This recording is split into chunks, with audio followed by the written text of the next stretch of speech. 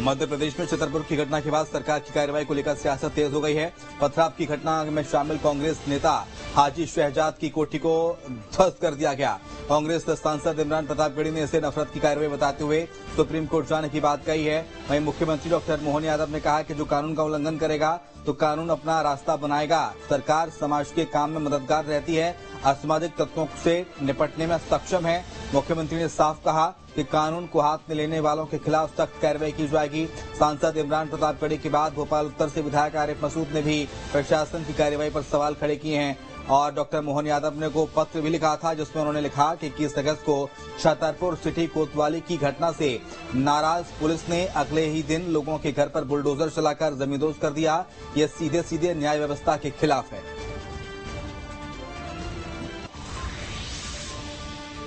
कानून का जो उल्लंघन करेगा, कानून अपना रास्ता बनाएगा। सरकार समाज के काम में मददगार रहती है, असामाजिक तत्वों से निपटने में सक्षम है। कानून का जो उल्लंघन करेगा, कानून अपना रास्ता बनाएगा। सरकार समाज के काम में मददगार रहती है, असामाजिक तत्वों से निपटने में सक्षम है।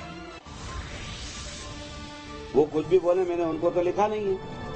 चीफ मिनिस्टर को लिखा, चीफ मिनिस्टर बोल देंगे, एक विधायक पत्र नहीं लिख सकता। ये शब्द जो वो विधायक जी कह रहे हैं वो चीफ मिनिस्टर कह दें, चीफ मिनिस्टर कह दें, चीफ सेक्रेटरी कह दें, डीजीपी कह दें, फिर उसका जवाब हम देंगे। नहीं देखिए, हम तो कह रहे हैं मस्जिद के पास भी लगाओ, अंदर भी लगा दो। हम तो पूरी मस्जिदों के अंदर खुद सबको आमंत्रण कह रहे हैं कि हाँ हमारी मस्जिदों में अंदर आके बैठ जाओ, देखो हमारी मस्जिद में होता क्या है, कितना शांति का पाठ होता है वो भी देख लो। लेकिन जो तांडव किया गया उस तांडव का तो जवाब दो।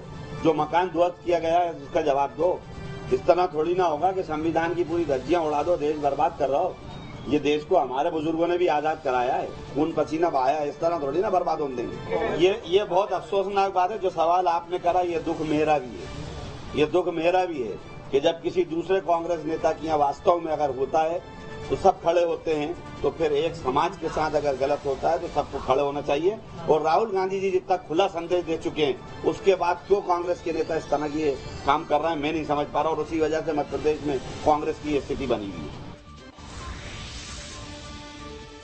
भोपाल में अटल बिहारी वाजपेयी इंस्टीट्यूट महिलाओं के लिए क्षमता संवर्धन कार्यक्रम का शुभारंभ हो गया। एमपी के मुख्यमंत्री डॉक्टर मोहन यादव ने लोकार्पण किया। इस कार्यक्रम के तहत प्रदेश की महिलाओं को प्रशिक्षण भी दिया जाएगा। चंद्रयान 3 की सफलता के उपलक्ष्य में राष्ट्रीय अंतरिक्ष दिवस मनाया जा रहा है। प्रदेश में स्कूलों और शिक्षण प्रशिक्षण संस्थानों में अंतरिक्ष विज्ञान पर केंद्रित सम्मेलन, कार्यशाला और प्रदर्शनी भी आयोजित की गई है। इस मौके पर सीएम डॉक्टर मोहन यादव ने योगदान देने वाली महिला वैज्ञानिकों को शुभकामनाएं भी दी हैं और सम्मानित भी किया है। साथ ही छात्रों की मांग पर विज्ञान के क्षेत्र में बढ़ चढ़कर कार्य करने और सहयोग करने का आश्वासन भी दिया। मैं उम्मीद कर रहा हूँ कि स्पेस साइंस की बात आ रही है और इस तरह से नई टेक्नोलॉजी में निश्चित रूप से हमारे अपने इस पूरे अभियान में मध्य सरकार यशस्वी प्रधानमंत्री के साथ आपके साथ कदम से कदम मिलाने के लिए तैयार है। और स्वदेशी सैटेलाइट की जो आपने कल्पना की, मैंने उसको नोट किया है। प्रदेश सरकार तुरंत इस दिशा में विचार करेगी, जो हो सकता वो जरूर करेंगे।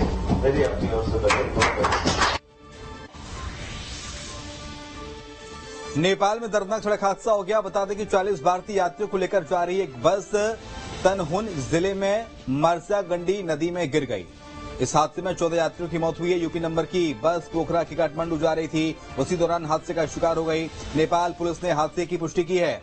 साथ ही तनहुन जिला पुलिस के डीएसपी दीप कुमार राया ने कहा कि यूपी 53FT7623 नंबर प्लेट की बस नदी में गिर गई है। बस पोखरा से काठमांडू की तरफ जा रही थी। घटनास्थल से 14 लोगों के शव निकाले जा चुके हैं, जबकि 16 घायल लोगों का उनको बचाया गया। स्थानीय अस्पताल में इलाज चल रहा है। फिलहाल हादसे के बाद स्थानीय प्रशासन और बचाव दल मौके पर पहुंच गए हैं।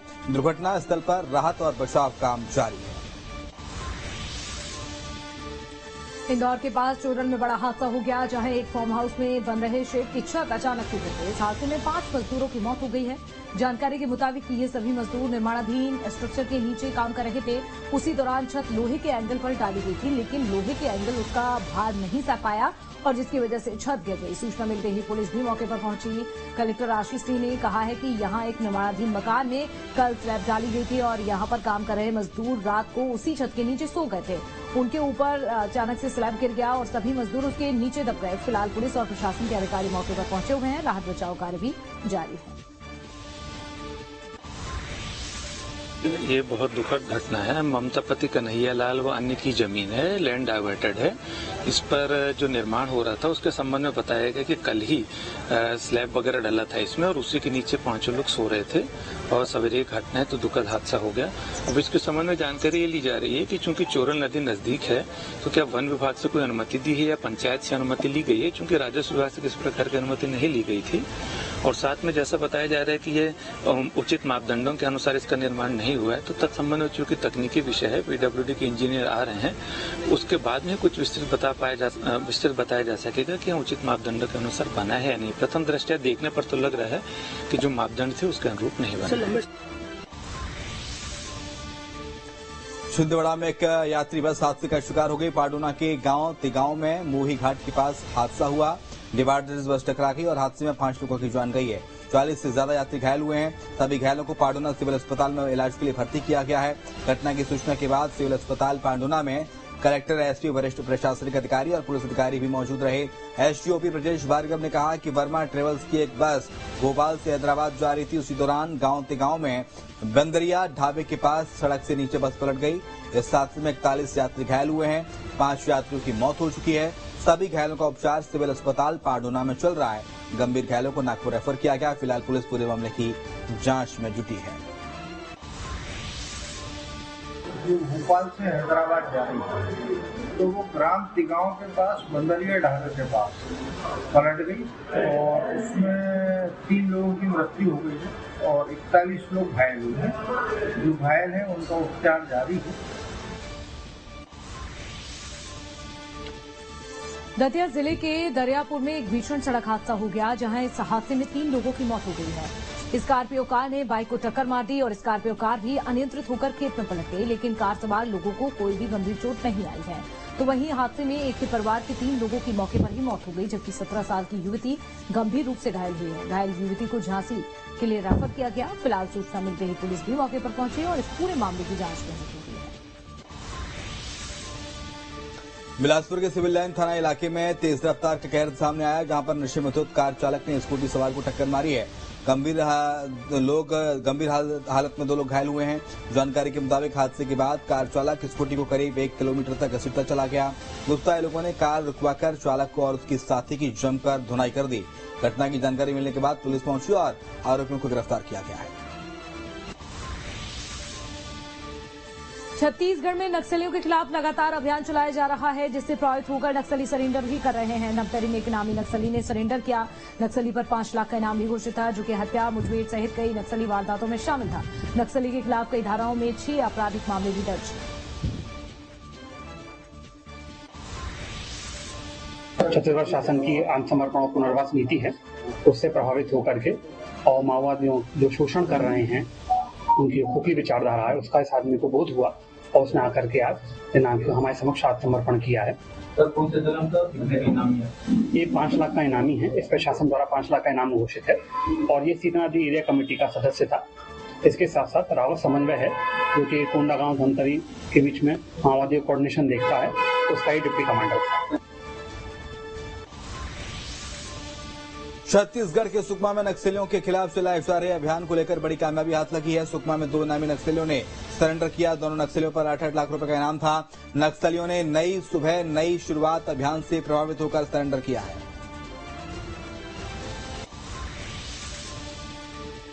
अंबिकापुर में युवा स्टील व्यापारी अक्षत अग्रवाल की हत्या के मामले में सनसनीखेज खुलासा हुआ है। पुलिस के मुताबिक व्यापारी अक्षत अग्रवाल ने ही अपनी हत्या के लिए आरोपी को सुपारी दी थी। हत्या के लिए आरोपी को हथियार भी उपलब्ध कराए थे। तो वहीं आरोपी को हत्या के लिए 47,000 रुपए कैश और जेवर का लालच भी दिया गया था। व्यापारी ने अपनी हत्या क्यों करवाई, अभी इसका खुलासा तो नहीं हो पाया है, लेकिन फिलहाल पुलिस ने आरोपी को गिरफ्तार कर उसके पास से हथियार बरामद कर लिया है। आगे की जांच जारी। आया है कि मृतक ने ही उसे 50,000 रुपए और सोने के जो आभूषण है वह आरोपी को दिए थे और उसने बोला था कि किसी की हत्या करनी है। और फिर जब फाइनली हत्या किसकी करनी है यह बात हुई तो मृतक ने बताया कि मेरी हत्या करनी है। तो इसी पे फिर आरोपी लालच में आकर, और चूंकि आरोपी का पहले भी क्रिमिनल रिकॉर्ड रहा है, तो उसने सोने और पैसे के लालच में आकर मृतक की हत्या की